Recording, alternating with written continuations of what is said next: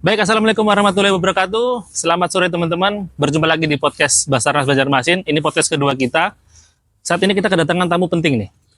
Sebelumnya saya perkenalkan dulu. Nama saya Dendi Prasetyo. Saya dari Pranata Pencarian dan Pertolongan Mahir di kantor SAR Banjarmasin.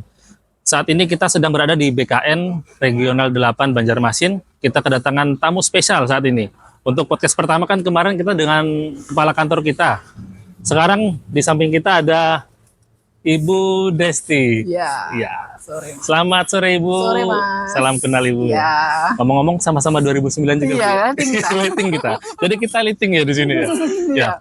Jadi saat ini kita sedang di mana nih Bu? Di Kanrek 8 ya, Kanrek 8 BKN di Banjarmasin ya. Ya. Jadi saat ini kita sedang melaksanakan CAT SKD untuk Basarnas, penerimaan Basarnas Banjarmasin.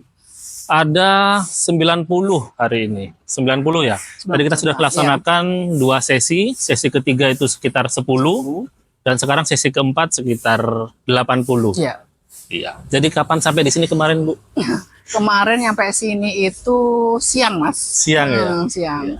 Langsung kemana? ke BKN. Oh, langsung ke BKN ya? Pokoknya full kerja lah kita ya. Full kerja. Begitu nyampe langsung ke BKN, kita koordinasi, terus koordinasi di internal kantor, baru istirahat. Baru hari ini langsung dari pagi kita stay di sini. Oke. Untuk kegiatan yang Ibu laksanakan di sini apa aja sih? Sebenarnya kami itu dari panitia pusat ya sebelumnya ya melakukan monitoring sama evaluasi pelaksanaan SKD di UPT khususnya untuk tilok-tilok yang UPT yang kebetulan menjadi tilok lokasi untuk SKD gitu Mas. Jadi kami memastikan bahwa semua proses SKD itu berjalan lancar sesuai dengan ketentuan gitu aja. Itu aja. Untuk tadi kita kan sudah selesai di sesi 3. Itu berapa yang lulus ya kira-kira?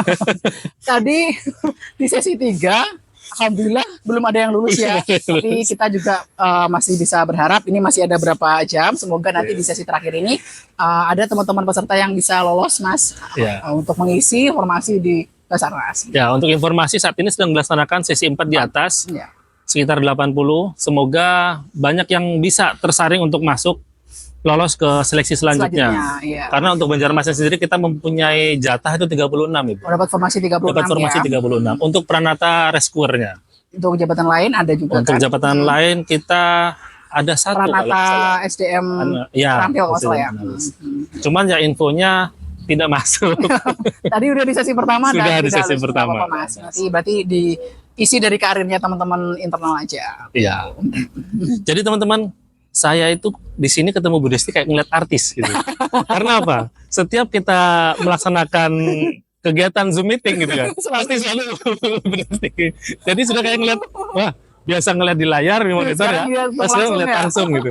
Udah, jadi sesuai arahan. Bosan ya, Dan juga sesuai arahan kepala kantor kita Pak Putu, itu katanya Bapak gini, itu ada tamu, ada Ibu Desti, langsung diajak podcast Pak, saya bilang. Iya langsung podcast. Oh siap, saya bilang. Saya aja nggak pernah ikut podcast Mas, ini podcast pertama saya. Ya, saya juga jarang tampil ke depan. Karena saya biasanya di belakang monitor, di belakang layar. Kan Mas, ya. Identiknya dulu begitu ya. Sekarang harus di garda depan. Sekarang mau nggak mau jadi ikut. Harus. Dan juga kalau sebenarnya saya bukan di humas, tapi saya masih diperbantukan untuk di humas karena memang kita kekurangan untuk personil di kantor. Tapi kalau memang punya passion ke situ nggak ada salahnya dicoba Mas. Nggak ada salahnya. Kan nggak apa-apa. Siapa tahu itu karir ke depan yang lebih baik kan kita nggak tahu. Ya, tapi sementara sih saya masih seneng di ngajar ya kan, seneng berangkat operasi SAR dan lain. Ya boleh lah.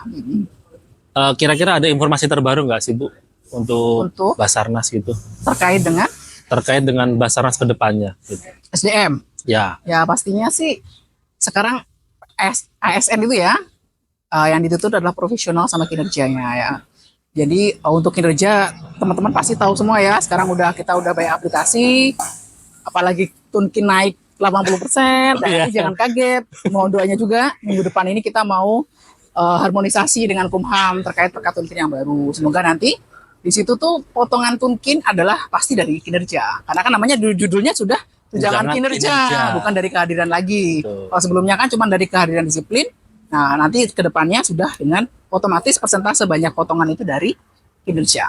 Jadi harus Jadi selama rajin. ini kita 60% dulu ya. Kalau sekarang sudah 80%. Sudah 80% teman-teman. Jadi buat teman-teman yang sedang mendaftar, udah Iya. nggak salah deh. Naik pas masuk, Naik. pas udah naik Masuk sudah. mungkin ya gitu. Tapi ini belum ketok palu dari Kabadan ya, Bang? Surat Sama Kabadan SK-nya. sudah, cuman tinggal harmonisasi perkaturan kinerja sama Kumham. Oh. Nanti setelah itu SK bisa kita ditetapkan Kepala Basarnas. Nah teman-teman sudah mulai bisa dicairkan tuningnya. Gitu. Oke, semoga lebih Semoga lah cepat. ya, lebih baik. Mohon doanya aja. Mana saja. Ya. Terus terkait dengan naiknya tunjangan otomatis kinerja kita itu kan semakin Harus dikejar dituntut. ini. Ya. Makanya itu berarti kan untuk dapat kinerja yang bagus, berarti teman-teman tuh harus berkompeten. Nah, kompetensi ASN itu nggak cuma kompetensi teknis. Misalkan kayak Mas Dendi nih, bisa udah jago MFR gitu, udah jago teknis-teknis yang lain. Tapi untuk kompetensi PNS itu ada 3. Itu 3. Kompetensi manajerial, sosial, kultural, sama teknis. Kalau teknis itu biasanya nilai kalau untuk rescuer itu atau peranata pencari pertolongan itu dari Binga, bisa sebinanya. Ya. Kalau misalkan peranata humas dari Kominfo, misalkan kami peranata SDM maupun analis SDM dari BKN. BKN. Tapi untuk manajerial sosial kultural ini harus dari assessment center.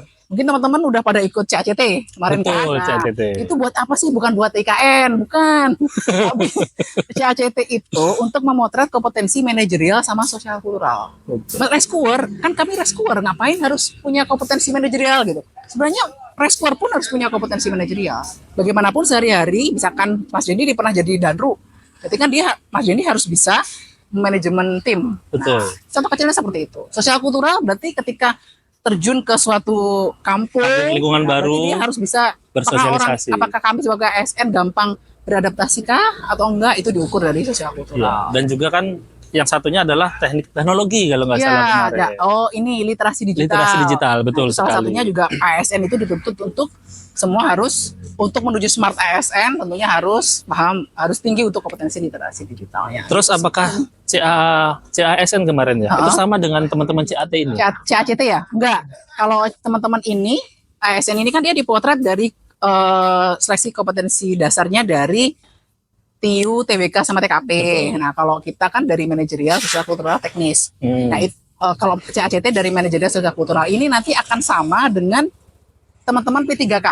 Oh. Nah, P3K nanti ketika CAT dia akan lain dengan soal yang CPNS ini. CPNS, beda Dia lagi. diujinya kayak kita, manajerial sama sosial Manajerial. kultural sama teknis. Nah, untuk Mansos sama seperti kita kemarin CACT, untuk teknis nanti yang bikin soal itu Basarnas. Oh, begitu. Nanti soal teknis itu sama ketika mereka SKB CAT. Jadi SKB teman-teman nanti yang ya, CPNS, SKB SKB CAT, ya. kalau P3K dia penilaian kompetensi teknis gitu. Oke. Kita berlanjut lagi ke masalah penerimaan CPNS. Ya. Kita misalnya nih, teman-teman sudah selesai melaksanakan CAT, SKD. SKD. Setelah itu berikutnya apa? Tahapan selanjutnya itu adalah SKB. Jadi nanti peserta yang dinyatakan lolos SKB itu dia diambil formasi 1:3. 1:3 jumlah formasi. Misalkan Mas Dini tadi skor berapa Mas? 30 ya? 36 gitu. Nah, Banjarmasin formasi 36, maka angka yang lolos SKB adalah 1 kali 36. Ya, jadi ketika nanti SKD berapa orang yang lolos passing grade itu di ranking sampai formasi 36 kali 3 itu berapa. Nah, itu nanti yang akan ikut seleksi selanjutnya kompetensi bidang. Untuk soal berarti yang bikin dari Basarnas ya? Kalau tergantung jabatannya. Tergantung Jadi jabatannya. kalau misalkan jabatan fungsional peranata pencari pertolongan yang bikin soal Basarnas. Tapi kalau peranata SDM aparatur yang bikin soal BKN. Jadi instansi pembinanya masing-masing begitu Mas. Berarti mereka sudah harus mempunyai Ya, ilmu bank tersebut. soal. Jadi bank soal itu diperbarui setiap setahun. Untuk carinya di mana tuh? Untuk teman-teman yang mungkin nggak tahu. Kisi-kisi ya. Nah, cari kisi. Untuk kisi-kisi SKB sebenarnya nanti di Basarnas biasanya sama Direktorat Bina Tenaga.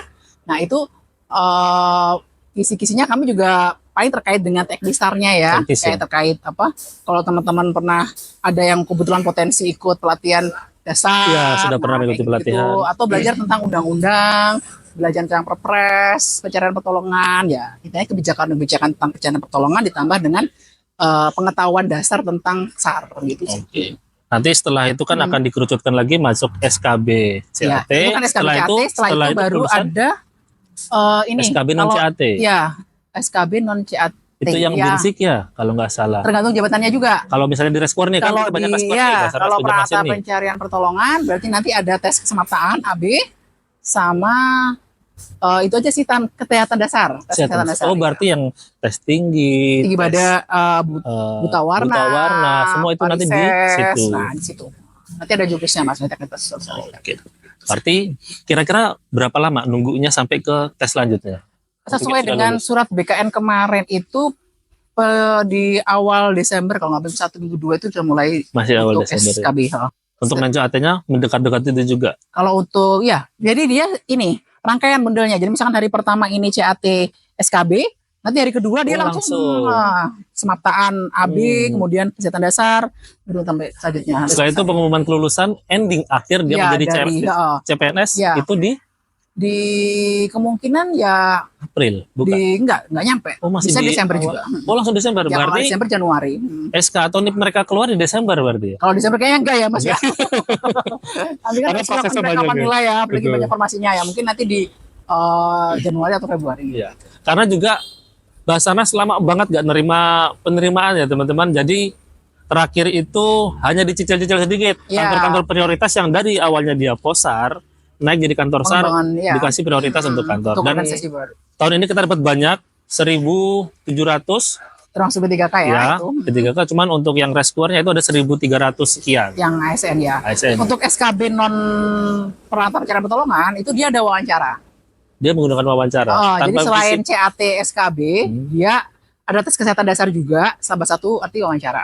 Tanpa olahraga dan fisik itu berarti Enggak, ya? ya. Hanya untuk yang rescuer. Mungkin itu dulu yang bisa kita bincang-bincang atau kita tarik informasi dari Bu Desti. Siap. Informasi Bu Desti mau balik kapan ini? Besok Mas. Besok. Besok langsung pagi? setengah 11 ya pesawatnya. 11, setengah 11. Ya makanya tadi Bapak bilang itu cepat diambil podcast. Saya mau ajak ke kantor, cuman waktunya nggak ada. Mepet. Ini selesai nanti kemungkinan jam 5-an. Kita udah belum full. yang lain-lain closing dan segala macam, kita nggak ada waktunya. Iya. Sedangkan Bu Desti perlu istirahat juga. Gitulah kira-kira. Karena habis ini mau ada perjalanan dinas lain kan, pengawasan di Tilok. Kantor lain ada yang belum ya? Tilok sampai tanggal 15 terakhir Mas. 15 November. Ada informasi sebelumnya kan kita mau kedatangan Pak Sestama ya? Iya, awalnya beliau mau. Cuman informasi terbaru beliau sebagai PH Kabadan, karena Kabadan dinas luar, akhirnya beliau nggak jadi kesini. Iya, jadi kesini.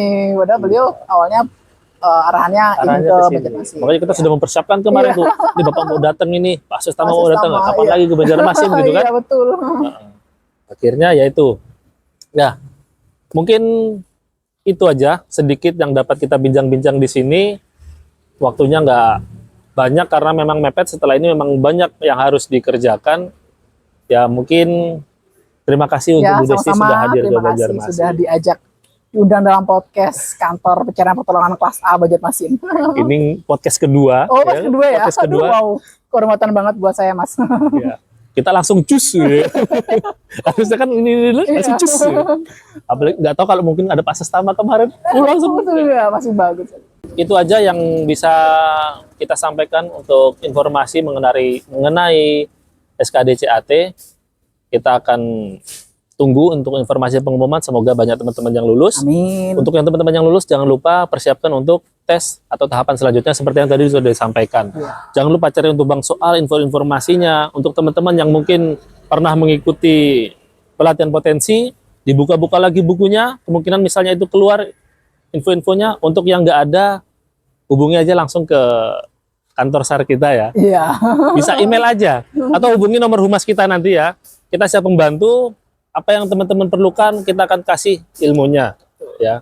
Kita kasih sedikit-sedikit kisi-kisinya untuk apa? Kita juga perlu buat teman-teman bisa menambahkan pegawai di kantor SAR Banjarmasin. Ya. Oke, demikian untuk podcast kita pada sore hari ini. Kita persiapan untuk tutup. Oh ya, sebelumnya kita memiliki Jurgan. Akan saya pandu, setelah itu kita bersama-sama. Oke. Quick action, satu jiwa, satu rasa. Terima kasih, selamat sore.